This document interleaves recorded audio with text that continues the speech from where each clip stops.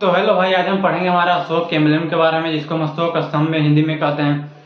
तो उसके बारे में आज हम पढ़ेंगे, जानेंगे, इसका इतिहास जानेंगे, कैसे हमारे ये नेशनल फ्लैग में जो अशोक चक्र है क्या है, वो हमारा जो नेशनल एम्बलम इंडिया का वो कैसे बना, और उसका उसके पीछे का अर्थ क्या बनता है, उसमें जितने सिंबल्स हैं हमारे, जो घोड़ा है, हाथी है, और हमारा जो एक है हमारा घोड़ा हो गया, हाथी हो गया, फिर हमारा लायन हो गया, जो मेनली हमारे 4 लायन है, उनका क्या महत्व है हमारे इंडियन हिस्ट्री में, उसके बारे में हम जानेंगे।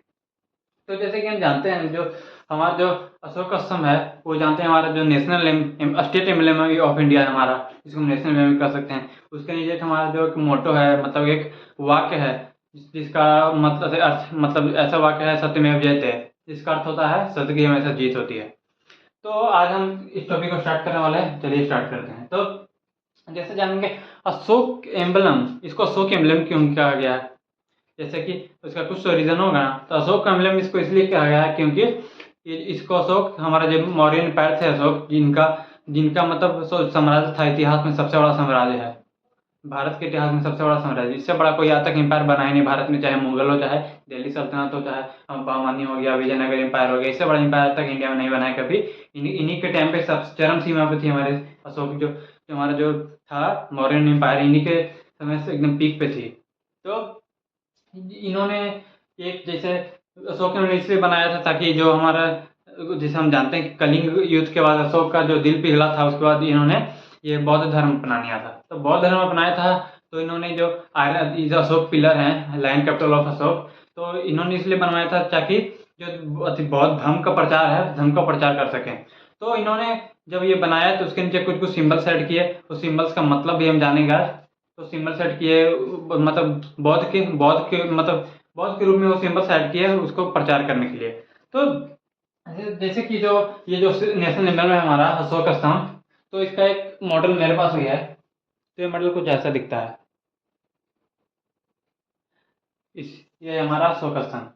तो हम इसके पीछे देख रहे हैं, इसमें 4 हमारे शेर हैं, और ऐसे नॉर्मल शेर नहीं, कॉमन शेर नहीं, एशियाटिक लाइन है, मतलब ऐसे लाइन जो हमारे एशिया में पाए जाते हैं उसको ये दर्शाता है। तो इसमें देख सकते हैं जो हमारे जो 4 शेर हैं, उसमें से हमारा जो एक बार में अगर हम देखेंगे तो 3 ही शेर दिखेगा, क्योंकि 4 शेर है तो आगे से दोनों शेर एक दूसरे का कार्डिनल है, मतलब कि एक दूसरे से सटा हुआ है, एक दूसरे से पेयर बनाया हुआ है, ऐसे ऐसे पेयर बनाया हुआ है, ऐसे जैसे कि ऐसा पेयर बना हुआ है। जो शेर है ना, ये हमारा ऐसे ऐसे पेयर बनाया हुआ है, तो ऐसे पेयर बनाया ऊपर से हम देखेंगे, जब सामने से देखेंगे तो हमारा जो ये, इसमें से 3 ही ना दिखेगा, पीछे वाला तो नहीं दिखेगा, सामने से हमेशा 3 दिखेगा। तो ये जो है, इसमें हमारे 4 शेर है, इसको इसका नीचे का जो सर्कुलर पार्ट है इसको हम कहते हैं अबेकस।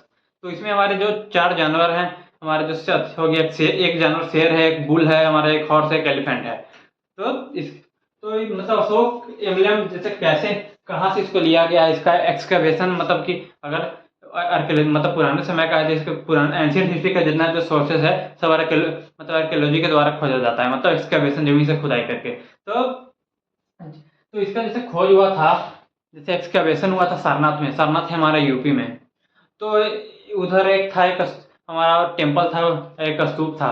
तो स्तूप के बगल में, तो मतलब खुदाई जब चली थी हमारे, ये खुदाई हमारी चल गई थी, देख सकते हैं हमारे 1950 में इसका अडॉप्ट कर लिया गया था, जिस दिन हमारा मतलब रिपब्लिक डे मनाया जाता है हमारा 26 जनवरी 1950 के दिन, इसी को अडॉप्ट किया गया था। और इसका खुदाई हमारा चालू हुआ था 1904 के ठंडे, मतलब ठंडे के टाइम, मतलब नवंबर दिसंबर के टाइम में चालू हुआ था, और हमारा 1905 तक ये एक्सकवेशन चला था। तो उसी के दौरान, हम खुदाई के दौरान, इस गहराई के अंदर मिलता है हमारा अशोक स्तंभ मिलता है। इसका कुछ पार्ट टूटा हुआ था, नीचे वाला जो पिलर है, पिलर नीचे वाला टूटा हुआ था, ऊपर का बस इससे का बचा था। तो जब ये मिला था हमारे सारनाथ एक्सकवेशन में, तो इसको खोजा था हमारे एक जर्मन सिविल इंजीनियर थे। सिविल इंजीनियर मतलब जो सिविल इंजीनियर उसको कहते हैं, जो हमारा मतलब आर्किटेक्चर इस सब का जो काम करता है हमारा, जैसे घर का, उसी को कहते हैं सिविल इंजीनियर। तो उनका नाम था ओटेल, नाम था फ्रेडरिक ओटेल, ऐसे कहते हैं, ओटेल ऐसे हम कहते हैं इनको। तो इनको, तो जैसे ऐसा ही है आर्कियोलॉजिकल सर्वे ऑफ इंडिया। तो आर्कियोलॉजिकल सर्वे ऑफ इंडिया ऐसा सर्वे था जिसके दौरान हमारे जो पुराना इतिहास था, हमारा एंशियंट इतिहास, उसको मतलब उसको छाया में लाने के लिए ये आर्कियोलॉजिकल सर्वे ऑफ इंडिया हमारा बना था।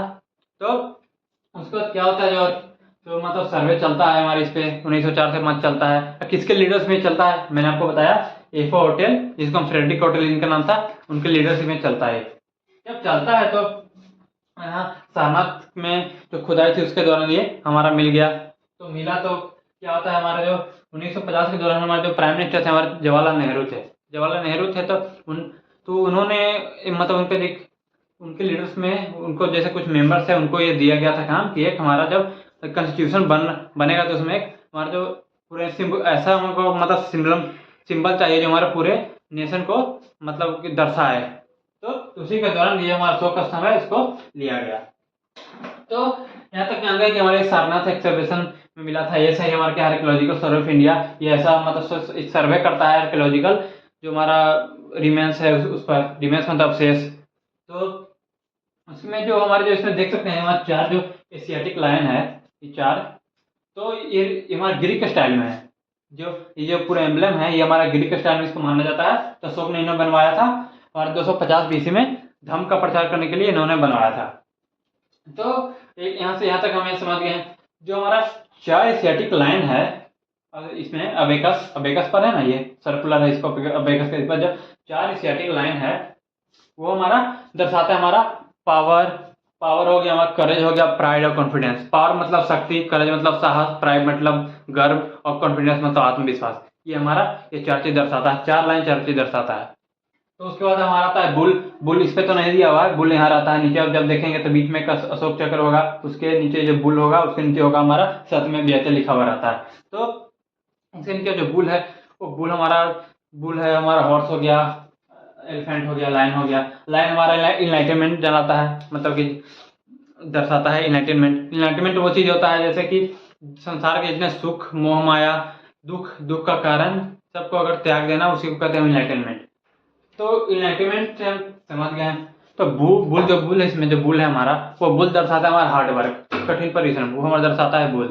तो जो बुल दर्शाता है उसके बाद हमारा आता है हॉर्स। तो हॉर्स हमारा क्या दर्शाता है, जैसे कि जब गौतम बुद्ध जब उनको था धर्म पे जब भरोसा हो गया था तो वो जब घर छोड़ के गए थे, मतलब कि एक समय आ गया था उनको लगता था कि ये सब मोह माया है, ये सबको त्यागना है। तो त्यागना था जब वो घर से निकले थे, हमारा घर से वो निकल गए थे, हमारा घर त्याग दिए थे पूरा सुख अपना परिवार को। ऐसा नहीं था कि उनका कुछ जिंदगी में दिक्कत चल रहा था, कुछ नहीं चल रहा था, उनका जो था मतलब जीवन से उनका मन उब गया था।